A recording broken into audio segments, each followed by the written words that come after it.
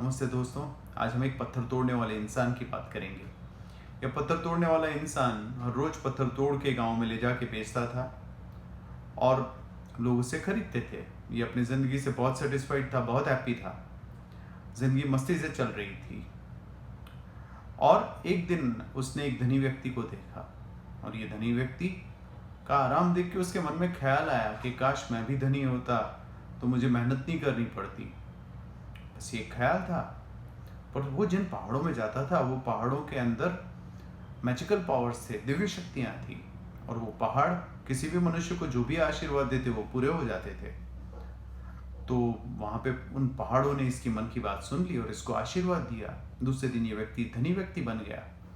ये धनी व्यक्ति बन गया। अब उसके जीवन में खूब सारा आराम आ गया। अब उसे कुछ काम करने की जरूरत नहीं थी। कुछ समय निकला, कुछ महीने निकले, फिर उसे एक अचानक ही अलग ही बोरियत महसूस होनी शुरू हुई।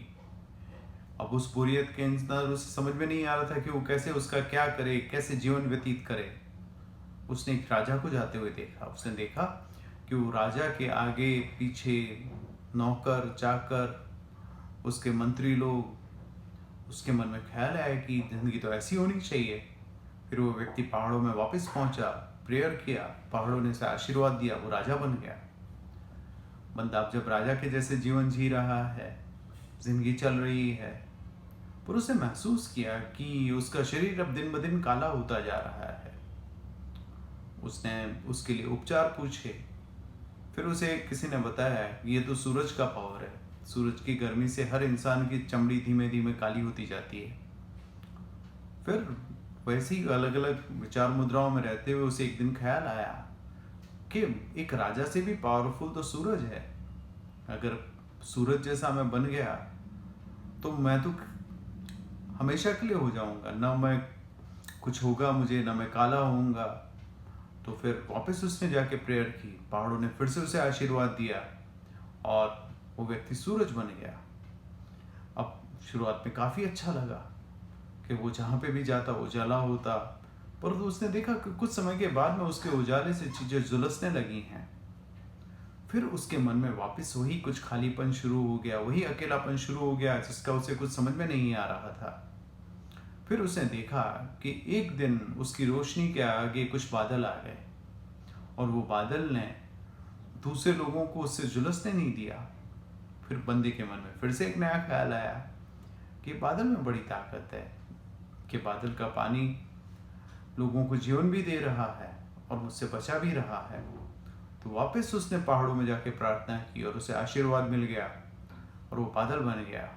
अब ये बादल बन के हर जगह बरसने लगा। शुरुआत में तो हरियाली आई, पर उसके कुछ समय के बाद में नदियां जब भरने लगी, फिर उसके बाद में बाढ़ आने लगी, चीज़ें बहने लगी, चीज़ें टूटने लगी। पर एक चीज़ नहीं टूटी, वो था पत्थर। तो इसके मन में ख्याल आया कि पत्थर ही सबसे मजबूत है। ना राजा, न सूरज, पर पत्थर में ताकत है कि उसे कोई हिला नहीं पा रहा है। न आंधी, न तूफान, न पानी। वापस उसने जाके प्रार्थना की, पहाड़ों ने फिर से आशीर्वाद दिया, वो पहाड़ों का एक पत्थर बन के रह गया। अब ये मियाँ पत्थर बन के जी रहे हैं, जीवन चल रहा है। पर फिर एक दिन उसको कहीं से कुछ आवाज आती है, छेनी और हथौड़ी की। तो देखता है कि दूसरा एक पत्थर तोड़ने वाला उसी को तोड़ रहा है। फिर उसके मन में ख्याल आता है कि बाप रे, एक इंसान में इतनी ताकत है कि वो एक पत्थर तोड़ सकता है। तो उसने फिर से पहाड़ों में जाके प्रार्थना की, पहाड़ों ने फिर से उसे आशीर्वाद दिया, ठीक है तुम वापस पत्थर से इंसान बन जाओ। और वो वापस पत्थर तोड़ने वाला इंसान बन गया और रोज वापस पत्थर तोड़ने लगा। जो मैं मैसेज देना चाह रहा हूँ कि जिंदगी हमारी हर रोज जैसी है वैसे ही हमको उसका आनंद लेना है। हम एज ए ह्यूमन बीइंग सभी गिफ्टेड हैं। सबके पास में बहुत सारी शक्तियां हैं। उन सब का उपयोग कर पाना वही पावर ऑफ ह्यूमन बीइंग है। आज श्री कृष्ण जन्माष्टमी के अवसर पर आप सभी को जन्माष्टमी की शुभकामनाएं, और आप सभी अपना वो मैजिक महसूस कर सकें जैसे लॉर्ड कृष्णा ने महाभारत में हर एक को वो मैजिक महसूस करवाया। Thank you. जय श्री कृष्ण। मैं डॉक्टर जितेश भट्ट, अहमदाबाद से।